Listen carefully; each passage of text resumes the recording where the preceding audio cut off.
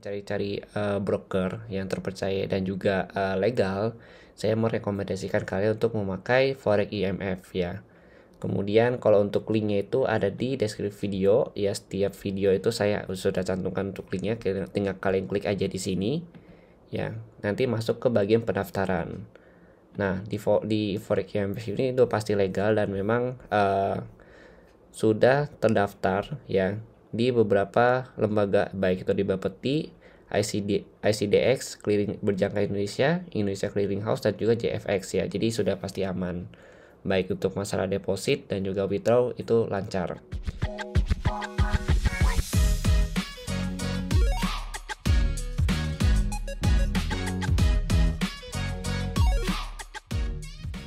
Di Jurnal Trading ID. Jadi pada kesempatan video kali ini saya akan membahas kembali untuk update dari pergerakan XAUUSD. Nah, XAUUSD ini kita sudah tahu ya bahwa dari hasil si Mr. Powell dia berkata kalau misalkan akan ada suku bunga yang diperlambat ya.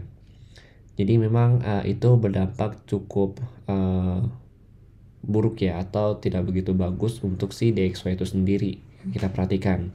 Nah itu juga kalau kita perhatikan memang si DXY setelah pengumuman itu ya yang dikeluarkan oleh Fed sendiri, itu dia posisinya itu dia udah menyentuh area 107.0 sampai 107.2 yang dimana kita bicarakan pada video sebelumnya.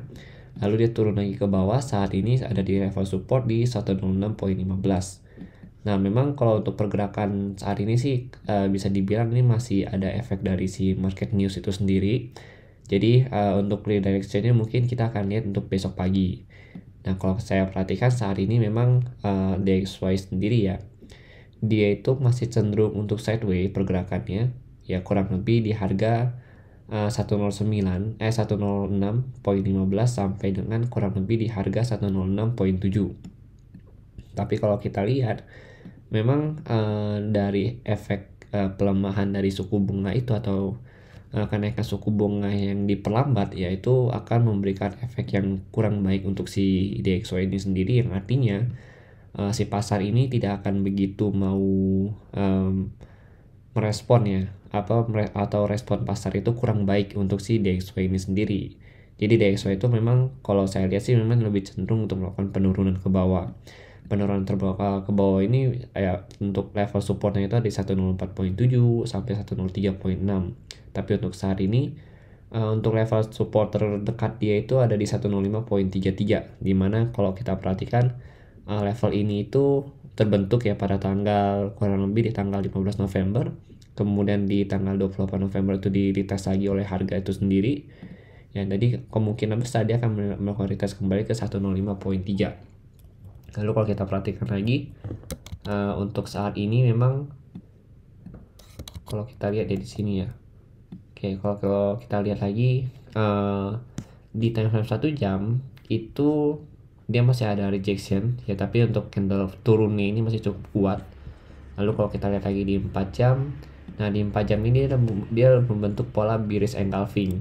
Jadi si bearish engulfing ini memang belum valid karena 4 jam itu belum closing.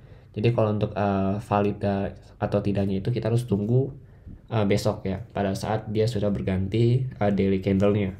Ini kan candle 4 jam terakhir di hari ini, di hari Rabu ya. Jadi ini kita tunggu dia closing dulu, kita baru tahu nih. Tapi kalau saya perhatikan sih memang lebih valid untuk turun, karena sini ada bearish engulfing gitu. Lalu kalau kita lihat lagi untuk supportnya itu ada 105.3 ya, mungkin dia akan melakukan koreksi sedikit dari time frame 30 menit atau di time frame kecilnya. Koreksinya nanti kurang lebih ya kalau kita lihat itu ada di 106.4 atau 106.7, baru lanjut turun lagi ke bawah gitu. Nah kemudian kalau dia nggak mau koreksi, berarti dia langsung lanjut turun ya ke 105.3. Nah ini kan hari Kamis. Nah hari Kamis besoknya itu di awal bulan ini tanggal 2 itu ada NFP ya. Jadi kalau NFP ini memang cukup volatilitas juga untuk pasar, dan memang lebih banyak ditunggu juga ya untuk hasil news dari NFP itu sendiri. Jadi kalau saya perhatikan memang untuk hari Kamis sama hari Jumat ini pasar itu akan cenderung untuk sideways dulu sambil menanti dari hasil news NFP tersebut.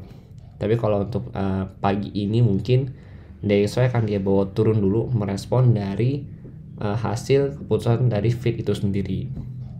Yang artinya kalau kita perhatikan, memang ini akan membawa dampak yang cukup baik untuk si gold ini sendiri, yang dimana kalau kita perhatikan gold ini potensi sekali untuk break dari 1763 gitu, 1763.7. Nah, di sini sebenarnya untuk si gold sendiri ya, kalau kita lihat dia itu selama satu hari ini ya, satu hari kemarin itu dia benar-benar berada di area yang kita bahas gitu, dari 1763.7, kemudian di 17.47 ya, terendahnya di sini gitu. Jadi memang ini juga level-level yang harus kita perhatikan, yang kita bahas juga pada level harga kemarin. Nah, ini kalau kita perhatikan baru kita omongin dia sudah coba untuk breakout dari 1763 ini. Nah, kalau dia breakout dari 1763 targetnya di mana? Ya, yang pertama itu 167.0, kemudian 1770.6, dan tertingginya itu kalau kita lihat di sini ya, seperti pembahasan video yang sebelumnya, itu di level harga 1784 kembali gitu. Ini tertingginya. Itu terakhir disentuh pada tanggal 16 November 2022 kemarin. Tapi kalau saya perhatikan sih memang dia kan masuk sini dulu, retest ke area breakout, baru lanjut naik ke sini begitu. Jadi ini target pertama, target kedua, ini target ketiganya gitu.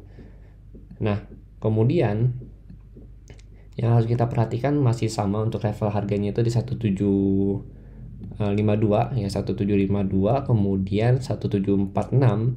Ini adalah level-level yang masih harus kita perhatikan untuk area supportnya gitu. Jadi walaupun harga sudah breakout dari 1763, kita tetap harus memperhatikan kedua level ini, karena memang ini dua level yang cukup berpotensi untuk si XAUUSD ini ke depannya. Ini untuk level supportnya. Karena level support ini, untuk kedua level support ini, itu dia berperan besar untuk uptrendnya si XAUUSD saat ini gitu. Soalnya kalau sampai 147 atau 1746 ini di break ya, maka pergerakannya itu udah berubah struktur harganya, karena swing low-nya ini udah di break di sini. Nanti dia potensi untuk turun ke 1727 kembali begitu. Oke, jadi mungkin untuk saat ini sih memang seperti yang saya bilang, karena ini hari Kamis, besok NFP, di hari Jumatnya, maka cenderung sideways dulu untuk marketnya, dan market itu hanya akan bergerak kalau ada newsnya aja. Jadi dia merespon ke news-news tersebut gitu. Jadi kalau misalkan kalian punya pandangan lain, boleh kalian sharingkan di kolom komentar Juna Trading ID di video saya. Saya sangat berterima kasih bagi kalian yang mau berbagi sudut pandang dari si XAUUSD ini. Terima kasih dan sampai jumpa pada video berikutnya.